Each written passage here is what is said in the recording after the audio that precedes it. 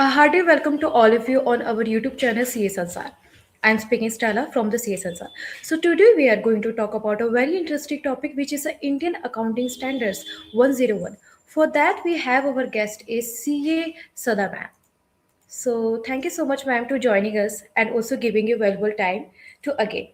Before further ado, I have a just small request to all of you those are watching us to subscribe our YouTube channel and do not forget to like, share and comment. Now, ma'am, I have a request to you to share the thoughts on the today topic. Thank you, Stella, and a very welcome to everyone here. Uh, Today's topic is first time adoption of Indian accounting standards, or in short, what we say is Ind AS. With the with the expansion of global economy, when our Indian companies started uh, transacting with the global companies, all the multinational companies came to India. There was a need to have a uniform accounting practice which can be used by the Indian companies as well as which is established and which is recognized by the multinational companies as well. For this particular reason, uh, International Accounting Board has started International Accounting Standards. But since India is a different economy, it is a very huge. We have a very huge cultural and um, very huge economical background. So what instead of adopting in the international accounting standards, or which we usually call as IFRS, Indian International Financial Reporting Standards, what we have done is our ministry has created, or they have formed Indian Accounting Standard Board, and that Indian Accounting Standard Board has issued Indian Accounting Standards (Ind AS), which are in line with international standards, international financial reporting standards. These standards were obviously applicable to those companies who are having multinational transactions. So, but then later on, it was shifted to even Indian companies who are not having multinational transactions, but they were of public interest, where there could be a investor or a stakeholder which is a multinational or which have a existence in any other country also, and they should be able to read our financial statement in line with their accounting standards, and therefore Ind AS were made applicable to many other Indian firms or Indian companies in a phase-wise manner. So whenever it has become mandatory for a company to adopt Ind AS, to start presenting its financial statement in Ind AS, they have to follow Ind AS 101, that is first time adoption. What are the rules? How it will first time adopt the Ind AS? How it will be convert its original financial statement, which were in Indian accounting standards, which were in which we call AS accounting standards only, in line with the international levels and in line with Indian accounting standards. So, for that particular reason, this standard was made. This standard, as the name suggests, it is only used in the first time adoption. So, if in financial year 2025-26, if my company started adopting Indian AS, Indian accounting standards, then for this financial year, my company will use this standard. For next financial year, it will not be usable for this company. So this is what the Indian accounting standard background is. Now we will in today's slides we will study in today's session we will study what is how it is to be adopted, what are the main terms used in this company, this standard, and how we have to adopt this. So firstly, as I said, it is applicable only when we are transiting from accounting standard to Indian accounting standards. So the companies that has mandated some of the companies to adopt Indian accounting standards, and for those companies, we have to use this standard at the time of transition. This is for the first time adopter. What is the objective of this standard? The objective is, of course, entities first Indian accounting standard, Indian accounting standard financial statement should be should contain high quality information that is transparent and comparable. In accounting, there are many differences. There are many conceptual differences in accounting standards and Indian accounting standards. So, to make that accounting standard uh, financial statement in terms of Indian accounting standard financial statement, it needs very much of care. So for this transparent and this transition should be transparent and comparable. So your this current financial accounting standard should be comparable with your previous accounting standard and how it will be. So for that particular reason, the first Indian accounting standard, first time adopter has to follow this accounting standard, Indian accounting standard 101. It provides a suitable starting point. How to start, where to start, which date, from which date the transition will happen. We will see this in the later slides also. So the scope is, this is the objective and the scope is very clear. It is only applicable, only applicable for the first time adoption. And in first time adoption, the first financial accounting standard for financial accounting statements and any interim accounting statement, financial statement. Say for example, if the first financial year in which Ind AS 101 is adopted is financial year 25-26. So it will be applicable for the balance sheet of 31st March 2026 and any balance sheet, any financial statement, any interim report issued in between 1st April 2025 to 31st March 2026. So may be it be a limited review or be it be a provisional balance sheet, whatever it may be, for those financial statement, even this Ind AS 101 will be applicable. What are the terms used? There are many key terms used which are essential to be understood. Unless we will not be able to sail through this Indian accounting standard. So what is those terms? First term is first time adopter. Who is the first time adopter? The entity who uses or who transit from accounting standard to Indian accounting standard for the first time.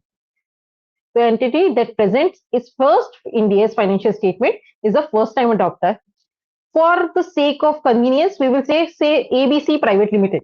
ABC Private Limited is going to adopt Indian accounting standard from this year. So this is the first time adopter. What is Indian accounting standard? It is the accounting standard which are prescribed under section 133 of the Companies Act 2013. What is the previous GAAP?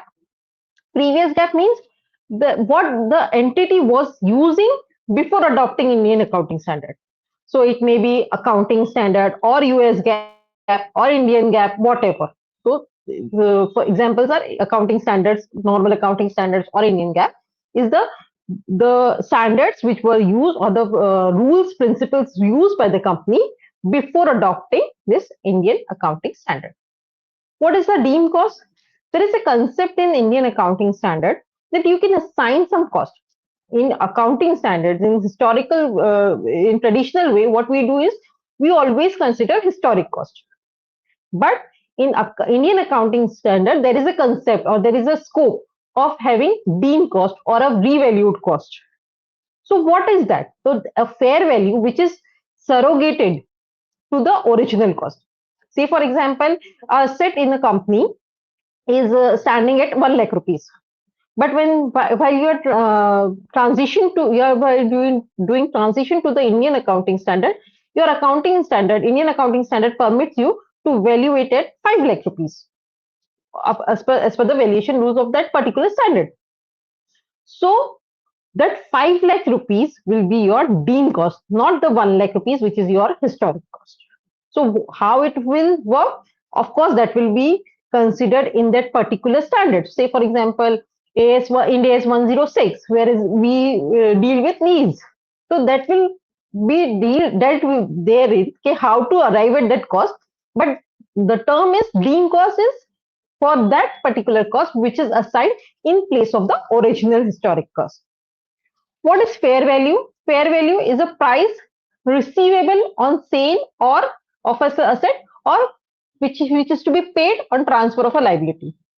So say for example, I have a computer at my office, or which is to be a computer in my books of accounts, and that computer's cost is say for example at as on 1st April 2025, it was the written down value was say 25,000, but that computer was being obsolete because there was a new technology, and now that computer is not of my use, or maybe I have something other happened which has reduced the computer's cost, and the computer, if I sell the computer today in market, I will get only 15,000 rupees. So my fair value of that computer will be 15,000, not 25,000. Similarly, if I have to pay a liability, say for a bank loan, for example, a bank loan I have to pay, the initial bank loan or the book value of the bank loan is, say for example, 5 lakhs rupees.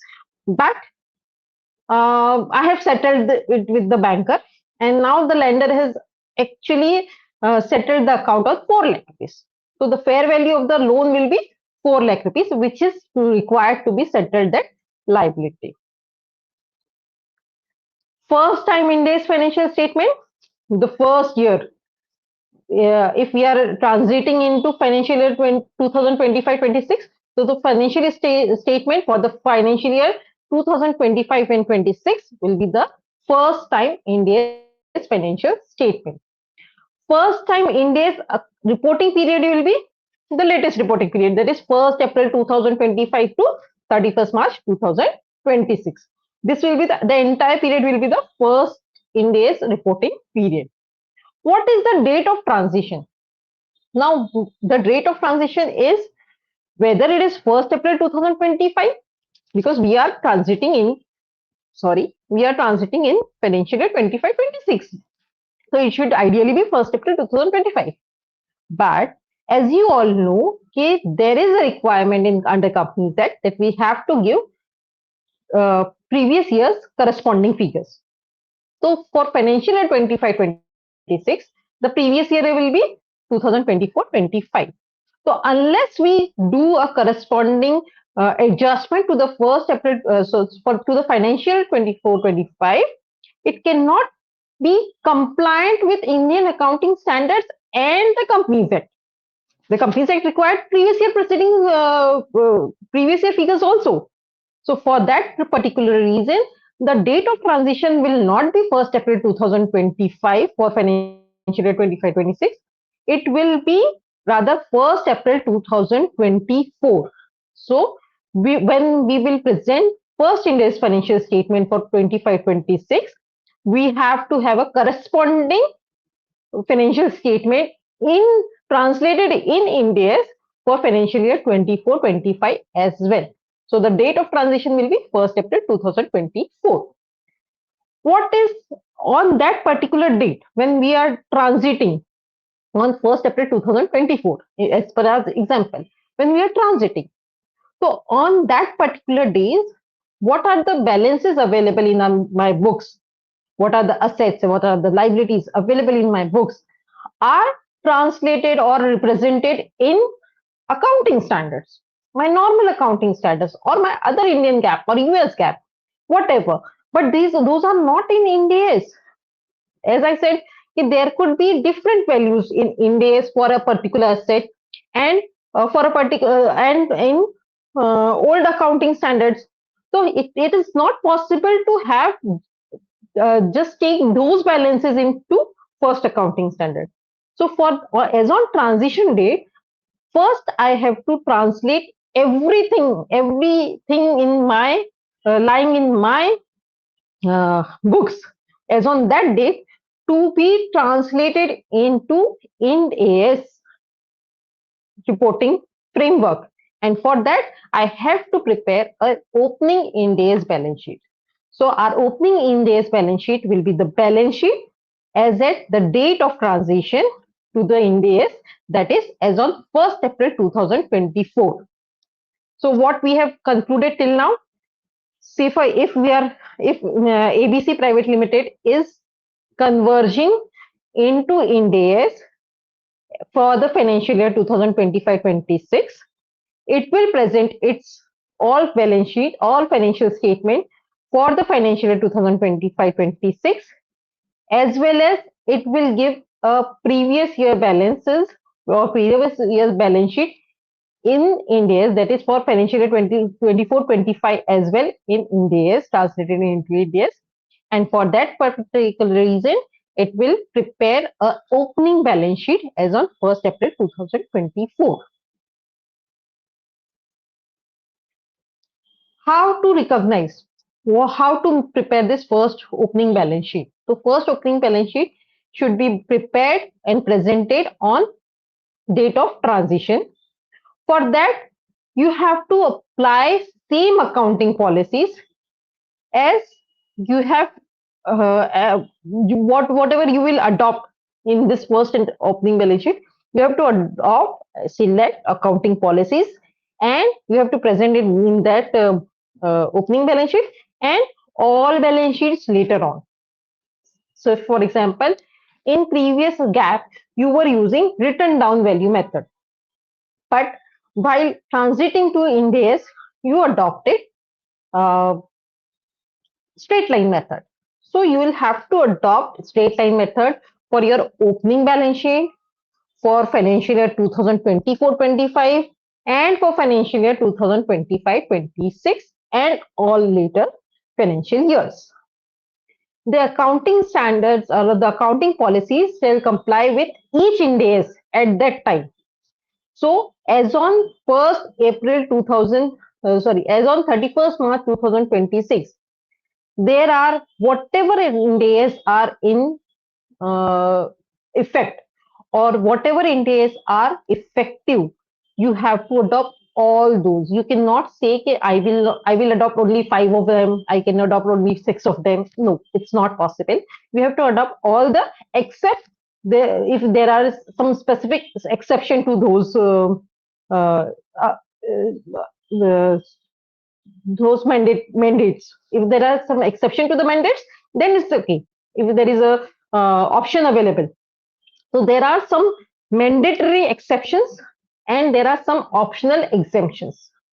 What are those mandatory exemptions or what are those optional exemptions? That is a truly large list, but we will discuss shortly in the next slides. Entities shall not apply different version of Ind AS that were effective at earlier days. Say, for example, as on 31st March 2026, there is a Ind AS which is made applicable from this particular financial year. But for financial year 2024-25, there was a different Ind AS applicable for that particular asset. But you cannot have two different Ind AS.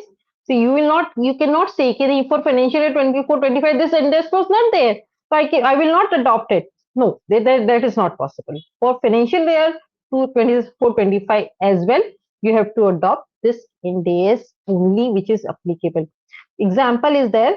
Ind AS 116 was made applicable from financial year 1920. But whenever you will prepare financial year 1920 ka Ind AS financial statement, so you will have to prepare for 1819 as well. You have to prepare one opening balance sheet as on 1st April 2018. You cannot adopt different accounting standards for that financial year 1819 and 1st April 2018. You cannot adopt guidance note. You cannot adopt any other thing. You have to adopt 116 for financial year 1920, 1819 as well as for 1st April 2018. What are the recognition measurement? There are following adjustment. Except for exception and exemption, there are following adjustment that to be made. Recognition. Recognize all assets and liabilities whose recognition is required by Ind AS. If India says ki, this is to be recognized as asset, you have to recognize. Say, for example, in earlier GAAP, yeah, in previous GAAP, uh, share-based payment is recognized only employee benefits. But in Ind AS, share-based payment even recognize customer base. So you have to all biological asset. You have to adopt it. You have to apply Ind AS to all the biological asset. इसी तरह से you can have customer-related intangible asset. Those were not there in your previous balance sheet, but that will be there as per the Ind AS. That will be there in your Ind AS first financial statement. Similarly, you have to de-recognize what is not recognized in Ind AS, but it was present in your balance sheet. You have to de-recognize that. So, what are that? Say, for example, trade receivables. When we discount trade receivable with bank, in previous GAAP, in accounting standards, we can still continue that in our books. Okay, this and we can have a reserve with bank also. We can still continue it as a trade receivable, but in Ind AS doesn't allow it. So for Ind AS, we have to de-recognize that those trade receivable to the extent it is already uh, discounted with bank on non-repartable basis. We can reclassify. Say for example, earlier there were uh, some assets which were classified as long term, but Ind AS says it is short term. You have to reclassify it. Then in Ind AS there is a classification called financial asset and non-financial assets. So you have to reclassify your assets, your liabilities, your all items of your balance sheet, your financial statement as per the Ind AS. Similarly, measurement. So for each and every item of your balance sheet, item of your asset and liability, there is a balance sheet, there is a measurement criteria in Ind AS. You have to follow that measurement criteria according to that particular Ind AS while measuring your assets and liabilities.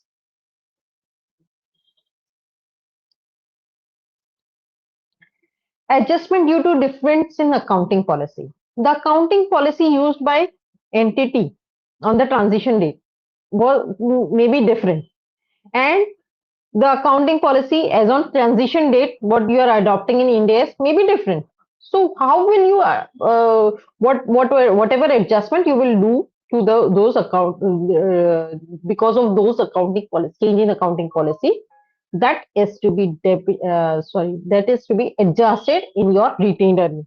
Either you have a revaluation reserve or you can just park it into your retained earnings.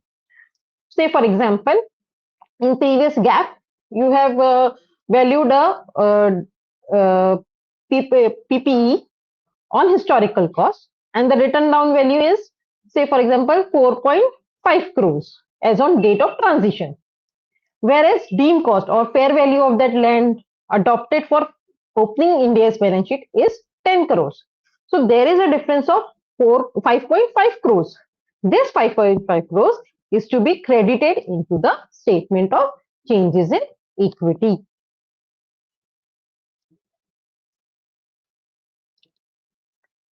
Now, retrospective application of Ind AS.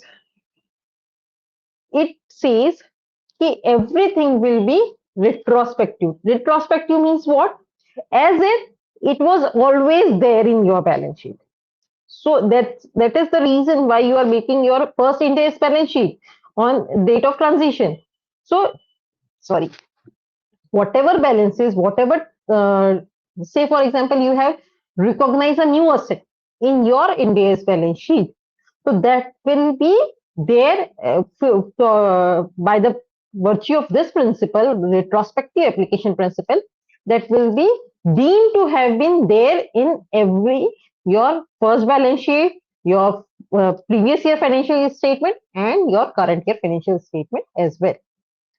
So whenever you apply a new Ind AS to past transaction and event, as if it were effective from the beginning, ensuring consistency and comparability. There is a exception to this rule. That exception is there are some mandatory exceptions which does not allow you retrospective effect. You do for those particular things you have to give prospective effect, and there are some exemptions, some optional exemptions which allows you for sake of your convenience to allow you relaxation to adopt it prospectively instead of retrospectively. What are those? So the mandatory exceptions are: you cannot change your estimates. If you have estimated that useful life of a property, plant, and equipment is 10 years, so you cannot change your this thing from retrospective. And you are today, say for example, already 4 years are lapsed. Your property, plant, and equipment was for 10 years. Already 4 years are lapsed. And now you're saying, Kini, this property, plant, and equipment is having 5 years. So you cannot say कि नहीं भाई ये पहले से 5 years ही था, आज के बाद 5 years है, पहले से 5 years है. What it is, you have to identify it and you have to provide this in prospective effect. Similarly, de-recognition of financial assets and financial liabilities. This you cannot do because financial assets and financial liability concept is in Ind AS only. It was not there in your previous GAAP. So that de-recognition of financial asset or financial liabilities can be made only prospectively. Hedge accounting, there was no hedge accounting standard for hedge accounting. So you have to follow Ind AS for hedge accounting prospectively. Non-controlling interest, minority interest. Earlier it was called minorities. In previous GAAP it was called minority interest. There was a totally different concept in presenting a minority interest in previous GAAP. So you cannot do that in retrospective way. You have to do is in prospective only. Classification and measurement of financial instrument. This you have to do prospectively. Impairment of financial asset, you have to do prospectively. Embedded derivatives, where there is a derivative uh, uh, portion of derivative embedded into this. This is also a new concept in Ind AS. So you cannot have it retrospectively. It will be only prospective effect. It will have only prospective. Government loan. There were guidance note for government grants, even accounting standard for government grants, but there was no guidance for government loans in earlier previous GAAP. So you cannot do that in retrospective effect. You have to give a prospective effect for that. Then there are optional exemptions. These are too many.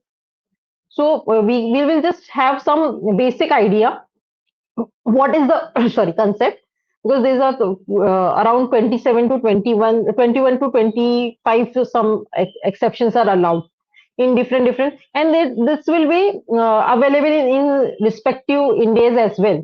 So we need not understand it so deeply here. What is to be understood here is what is the basic criteria, what is the basis of this. So whenever you are adopting Ind AS for the first time, you have option to adopt Ind AS. You have to have the option to take the prospective effect of these transactions. Say for example, share based payments. If instrument is already vested, so for share based payment there was no there was no accounting standard. There was only a guidance note in previous GAAP. So you cannot you are given an option. So whatever share based payment or are already vested before your transition date, and to represent those in your previous GAAP only, and for the remaining you should have adopted Ind AS 102. So these are those optional exemptions. What is the presentation and disclosure requirement? Now we are coming to the closure of this standard. What is the presentation and disclosure requirement? The entity's first financial statement shall at least include following things. First is three balance sheets. Why three balance sheets? Because we have to have a opening balance sheet, a previous year balance sheet, and a current year balance sheet. So there will be three balance sheets: an opening balance sheet, a previous year balance sheet, and a current year balance sheet.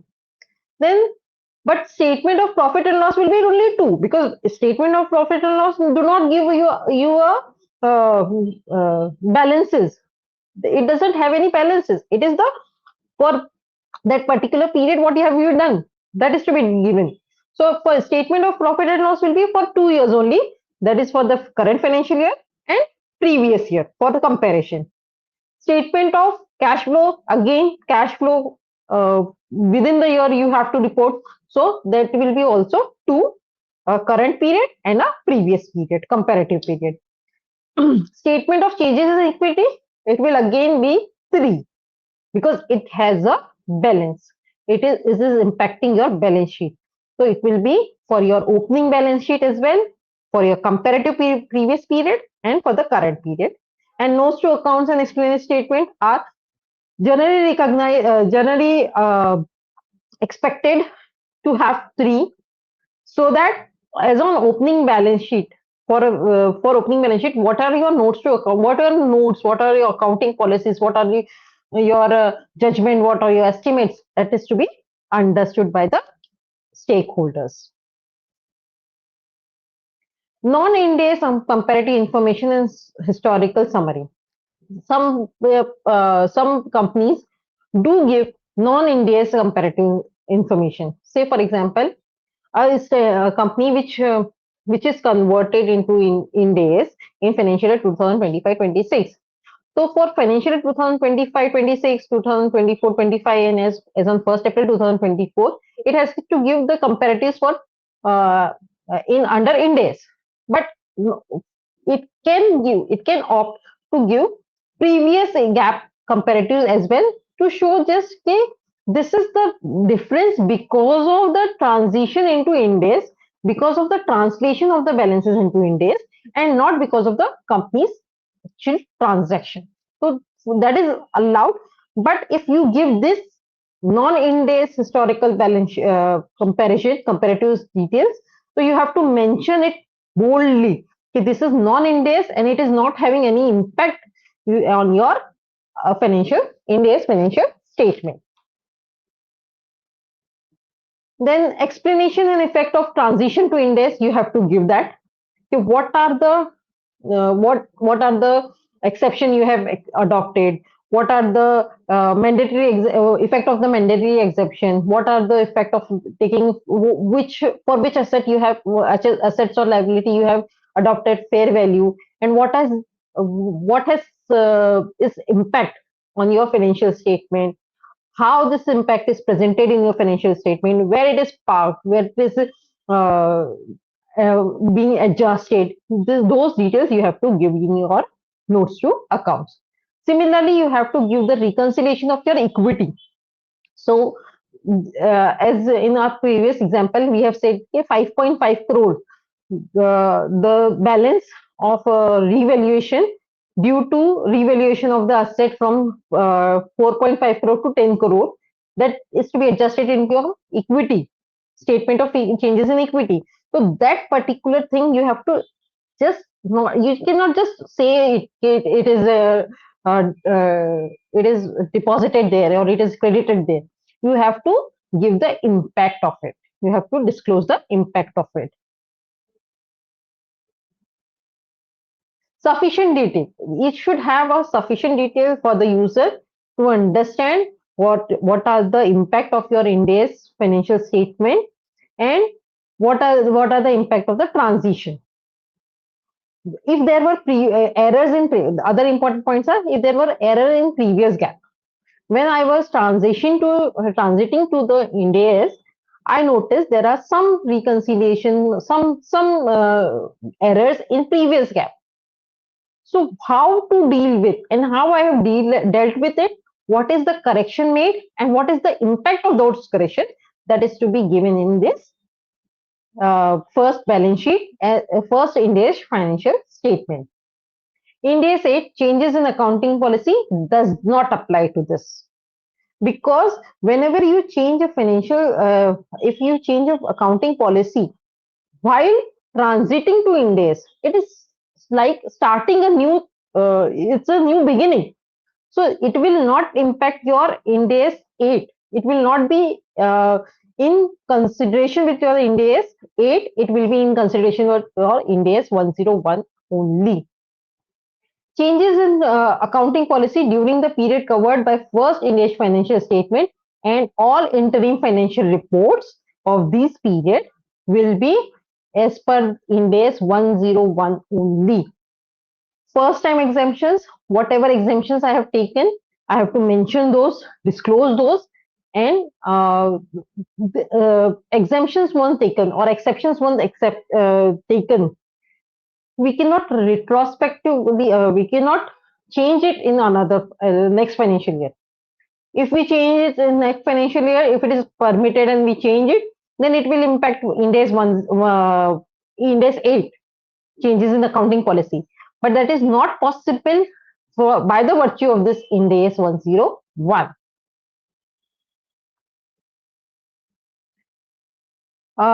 Deem cost we have already discussed, so we can just move ahead.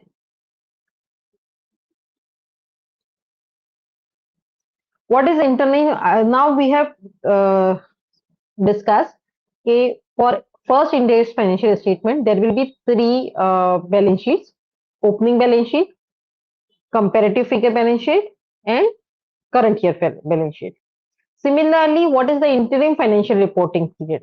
So for financial year 2025-26, say for example quarter one of 2020, quarter one, two, three, four. If it is a listed company, it is giving quarterly reports. For all those quarterly reports, there will be a corresponding quarterly report for previous year as well. So whatever policies you are adopting for this year's quarterly report results as per Ind AS 101, you have to adopt those similarly for your previous comparative year as well. And you have to give in all comparable interim period, you have to give the reconciliation of equity and reconciliation of total comprehensive income. If there is a change in accounting policy or use of any exemption, you have to mention that in your interim financial report as well. So what are the differences between Ind AS and IFRS? As I said, the IFRS is an international financial reporting system. Though the purpose of both Ind AS and IFRS is same, but this Ind AS is to the peculiar nature of our country. So this is there are slight changes, slight carve outs or carve ins. There are something which is not there in IFRS, but we have adopted it, which is suiting to our economy. Or there are some provisions in IFRS which we have not adopted, we have carved out. So those carved in and carved out are always there, and that is there in specific Indias as well. So let's recapitulate what we have uh, discussed today. We have discussed what is the objective of Ind AS 101. The objective is to give transparency and comparability. It should give a suitable starting point, and it should be cost effective. What is the scope and applicability of this standard? It is for one-time application only. It gives explicit compliance statement. We say, we have adopted Ind AS. So it gives an explicit compliance statement. It is applicable to all statement for this particular period, and no partial adoption is allowed. What is the key transition period principle? You have to have an opening Ind AS balance sheet. All balances should have retrospective application. There should be consistency in policy, and what is the effect of transition, that is to be disclosed clearly. What are the mandatory except for mandatory exceptions, as we discussed, there are eight mandatory exceptions and 21, 23 something optional exemptions. So that is to be considered. Then what are the presentation and disclosure requirement? When we have discussed that, okay, we have to present comparative information and we have to give the explanation of transition. Then we have also seen comparison with IFRS. There are some carve outs or carve ins when we compare it with IFRS. With this, I close my today's session on this particular quote by Samantha Wilson. Accounting is not just about compliance, it's about upholding the ethical fabric of financial system. With this, I rest my presentation with a vote of thanks to all of you for your patience listening. This is C.A. Sada Dalvi here. Thank you. Thank you so Over to much, you, ma'am. Sada. Very powerful. You explained the overall topic, and hope those who are watching us they understood very well. If there will be any doubts, so you guys comment on our comment section, and definitely we will reply you. So thank you so much, ma'am. Like you again, you give your time to us, and also the wonderful you explain, ma'am. Thank you. Thank you very much.